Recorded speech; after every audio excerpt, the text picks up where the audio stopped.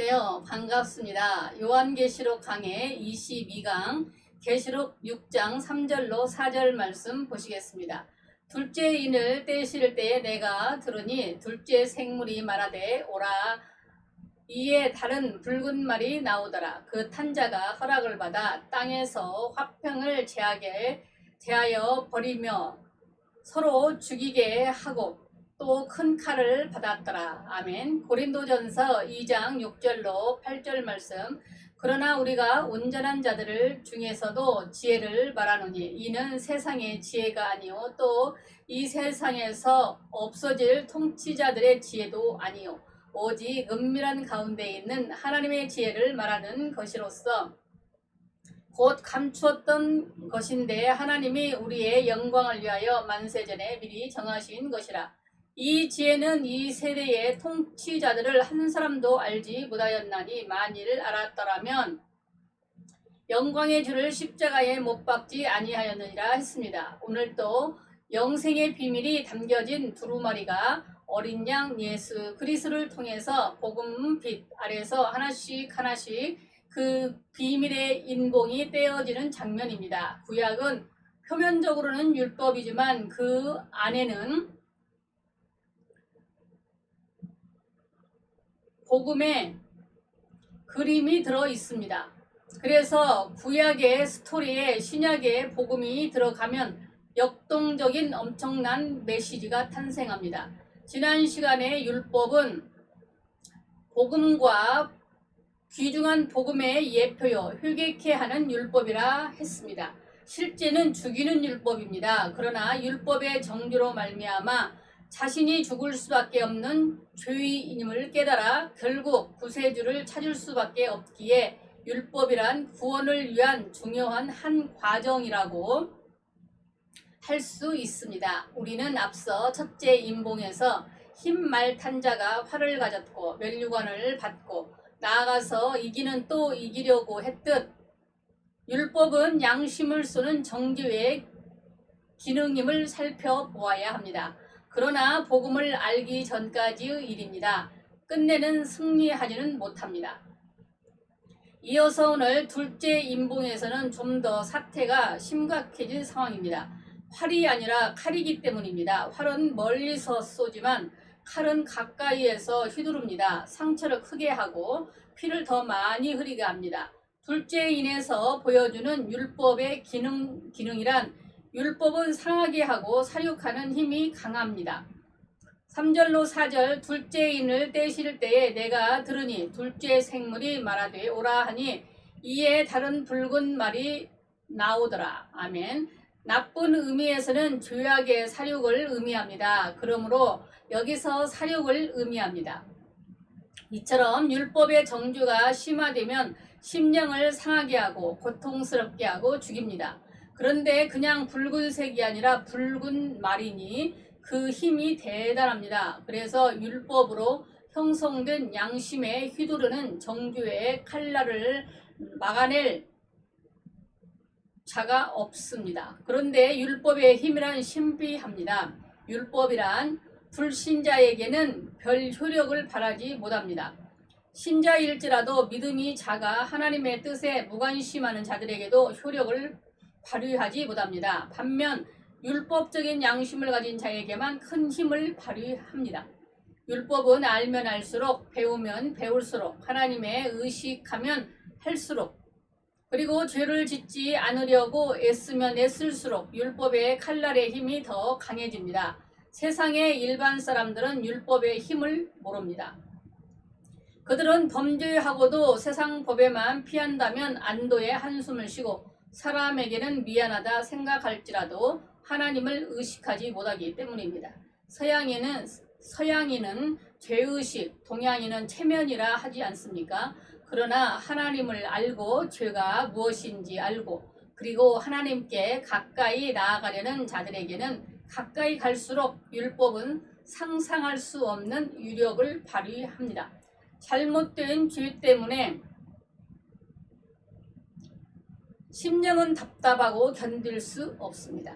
이 율법의 칼날에 의해 심령은 갈기갈기 찢어지고 맙니다. 이것이 바로 붉은 말이 상징하는 의미입니다. 그러므로 복음을 모르는 자에게 율법이란 바로 저주 아래 있게 하는 원흉되는 것입니다. 율법은 불법이 아닌 허락된 말씀입니다. 4절 그 탄자가 허락을 받아 그 탄자가 허락까지 받았습니다. 요한일서 3장 3절로 4절 죄는 불법이라 그렇지만 율법은 불법이 아닙니다. 범죄와의 전쟁을 하며 법을 집행하는 경찰이 불법이 아님과 같이 율법은 하나님께서 내신 정당한 법입니다. 우리가 오해해서는 안 될 것이 율법 무용론입니다. 율법이 폐하였다고 해서 율법 자체가 사라진 것이 아닙니다. 폐한 율법은 절기나 안식일 제사법이라든지 예수님이 오실 때 사라지는 그런 예표나 상징적인 법이 폐하여졌지 하나님의 원하시는 의의 기준으로서의 법은 오히려 강화되었습니다. 그래서 마태복음 5장 17절에 내가 율법이나 선지자들을 폐하러 온 줄로 생각 말라. 폐하러 온 것이 아니요 완전하게 하려 함이라. 이렇게 산상보훈에서는 더욱 완전한 율법을 선포하셨습니다. 십계명의 말씀은 옛날이나 지금이나 유효합니다. 오히려 더욱 강화되었습니다. 허락된 말씀입니다. 율법이 우리를 정죄할 수 없다는 말이지 사라지지 않았습니다. 그러므로 무율법주의에 항거하시기를 바랍니다. 율법에 대한 잘못된 태도 몇 가지가 있습니다. 첫째는 율법주의입니다. 이것은 율법을 지킴으로 하나님 앞에 바로 설 수 있다는 주의입니다. 이것은 바리새인과 서기관들이 주장으로 자기의 의도로 하나님께 간합될 수 있다는 대단히 잘못된 주의입니다. 둘째는 무율법주의가 있습니다. 이건 은혜로 구원을 받았으므로 이제 신앙생활에 있어서 율법은 더 이상 의미가 가치가 없다는 주장입니다. 그래서 주일 성수를 비롯한 종교적이고 도덕적인 삶을 대수롭지 않게 생각하며 기본적인 상식과 교양도 무시하며 자유분방하고 무질서한 모습으로 신앙생활하는 종교적 오만의 경향을 나타냅니다. 이들은 죄를 지으면서도 은혜 아래 있기 때문에 죄도 죄가 아니라는 복음적 오만에 빠져 있습니다. 그러나 하나님께서는 율법을 폐하신 적이 없으십니다. 예로부터 율법, 구원의 방법의 율법, 믿는 자를 정죄하는 의미에서의 율법이 폐한 것이지 올바르게 사는 것이 무엇이며 하나님께 기뻐하시는 뜻이 무엇인지 알려주는 율법 자체가 사라진 것이 아닙니다. 회개를 금지하신 말씀이 아닙니다. 율법의 등불은 밝게 꺼져 있습니다. 그러므로 우리는 그 빛 아래에서 무엇이 선이고 죄인지 판단하게 되고 죄를 떠나 하나님께서 원하시는 선의 길로 나아가게 되는 것입니다. 양심을 버리면 그 믿음은 파손된 것입니다. 그래서 바울 서신을 보면 대개 전반부는 믿음으로 의롭게 되는 교리편이지만 후반부는 이렇게 살라는 생활편입니다. 신약 어디를 보아도 규모 있는 교훈이 가득합니다. 율법은 결코 폐하지 않았습니다. 우리가 복음에 서고 성령으로 살면 자동으로 하나님의 복도 대로 살게 되는 은혜 속에 산다는 점에서도 율법은 살아 있습니다. 그러므로 율법은 허락된 말씀이란 점을 기억하시기 바랍니다. 그러므로 율법주의에 빠지면 마음의 평안이 사라집니다. 다시 4절 땅에서 화평을 제하여 버리며 율법주의에 빠지면 마음의 평안이 없습니다. 율법 아래에서 자기를 비춰볼 때 지은 것은 죄밖에 없기 때문입니다. 그리고 율법이 요구하듯 완전하지 못하기 때문입니다. 자기의 추한 행위와 모습 때문에 하나님 앞에 나아갈 수 없습니다. 이것이 예수 복음을 모르는 사람의 심령 상태입니다.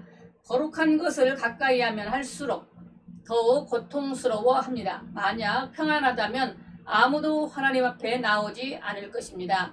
그러므로 율법을 통해서 마음의 불화를 일으키는 것입니다. 그래서 로마서 3장 19절에 우리가 알거니와 무릇 율법이 말하는 바는 율법 아래에 있는 자들에게 말하는 것이니 이는 모든 입을 막고 온 세상으로 하나님의 심판 아래에 있게 하려 함이라. 율법의 정죄 때문에 화평이 사라집니다. 그래서 정죄받은 심령은 불안하고 고통스럽고 심령이 눌리고 상상할 수 없는 난참에 빠지게 됩니다. 너무나 많은 사람들이 율법의 정죄 속에 고통당하고 있습니다. 고통만 당하나요? 악령이 기회는 있대야 하고 누르기 때문에 인격의 활기와 생명력을 풍기지 못하고 은혜 끼치지 못하고 절망의 나락 속에서 빠지고 마는 것입니다. 성도들이 양심을 자유하게 하는 속죄의 복음을 안다면 더 역동적이고 활기찬 모습으로 살아갈 수 있을 것입니다. 율법주의에 빠지면 많은 사람들을 죽입니다. 서로 죽이게 하고 또 큰 칼을 받았더라. 여기 큰 칼이라 했습니다. 작은 칼이 아닙니다. 큰 칼은 전쟁을 위한 칼입니다. 이처럼 율법주의에 빠지면 자기만이 아니라 남까지 죽인다는 심각성이 있습니다. 율법이 눈만 봤기 때문에 남의 흉만 보고 공격을 합니다. 우리가 덮고 참고 사는 것이지 바른 소리를 해야 한다면 날마다 싸움은 그치지 않을 것입니다. 헌법 몇 개 지킨다고 의로운가요? 서로 사랑하라 성경의 교훈은 헌시짝처럼 버리면서 헌법 몇 부분 범하지 않았다고 나는 할 말을 할 수 있는 사람이라 소리치는 사람들이 있습니다. 헌법도 존중되어야 하지만 하나님 앞에서는 신앙 양심부터 잘 지켜야 합니다. 일상생활에서 칼은 꼭 필요한 도구입니다. 열대지방에서는 칼 문화라고 할 만큼 칼이 보편화되어 있습니다. 아이들도 칼을 차고 다니고 놀 때는 칼을 가지고 놉니다. 칼의 생활은 물론 밀림에 들어갈 때는 칼로 길을 개척하고 열매를 따고 칼로 쪼개거나 깎고 맹수가 다가오면 칼로 자기를 보호합니다. 칼은 유용한 도구입니다. 그런데 칼이 켜지면 위험합니다. 큰 칼은 언제 됩니까? 사랑이 식어질 때입니다. 사랑이 식어지면 율법만 만나서 큰 칼이 됩니다. 그래서 그 칼로 정죄하고 죽입니다. 이 율법주의의 큰 칼 앞에서 살아날 사람은 없습니다. 무율법주의도 무섭지만 율법주의는 더 무섭습니다. 마태복음 7장의 비판에 대한 예수님의 교훈은 율법주의와 무율법주의의 잘못을 정확하게 가르쳐주는 한 예입니다. 비판을 받지 아니하려거든 비판하지 말라. 너희가 비판하는 그 비판으로 너희가 비판을 받을 것이요 너희가 헤아리는 그 헤아림으로 너희가 헤아림을 받을 것이니라. 어찌하여 형제의 눈 속에 있는 티는 보고 내 눈 속에 있는 들보는 깨닫지 못하느냐. 보라, 내 눈 속에 들보가 있는데 어찌하여 형제에게 말하기를 나로 내 눈 속에 있는 티를 빼게 하라 하겠느냐. 의식하는 자여 먼저 내 눈 속에서 들보를 빼어라. 그 후에야 밝히 보고 형제의 눈 속에서 티를 빼리라. 마태복음 7장 1절로 5절 말씀입니다. 무엇이 옳고 무엇이 그른지 사랑 안에 가르쳐야 합니다. 그러나 사랑이 없는 율법주의는 어느 누구도 살려내지 못하는 큰 칼이 되는 것입니다. 예수님의 제자들 중에서도 열심당에 소속되어 칼을 품고 다닌 제자들이 많았습니다. 원수 로마의 속박에서 벗어나고자 했기 때문입니다. 그러나 그 칼은 오순절 성령을 받고서 어디론가 영원히 사라졌습니다. 사랑하는 여러분, 우리 인간은 예수 없이 율법에 의해 정죄받고 찔림받고 죽을 수밖에 없는 죄인들입니다. 그래서 주님께서 우리를 살리시려고 십자가에 대신 찔림당하고 고통당하셨습니다. 그럼에도 아직도 율법 앞에서 고통을 당한다면 예수 믿는다 하나 아직 예수 그리스도의 복음을 정확히 모르기 때문입니다. 진실로 율법을 통해 스스로 의로울 수 없다는 것을 깨닫고 예수 복음으로 돌아오시기 바랍니다. 예수 공로를 믿음으로 받아들이는 것 말고는 다른 답이 없습니다. 그러므로 우리 모두 율법의 칼이 아무리 크다 할지라도 예수 그리스도 안에 참 믿음 안에서 돌아오셔야 합니다. 참된 용서와 사랑과 은혜의 삶을 누리시는 복된 성도 여러분들이 되시기를 기도합니다. 감사합니다. 주님의 이름으로 사랑하고 축복합니다. 아멘. 수고하셨습니다.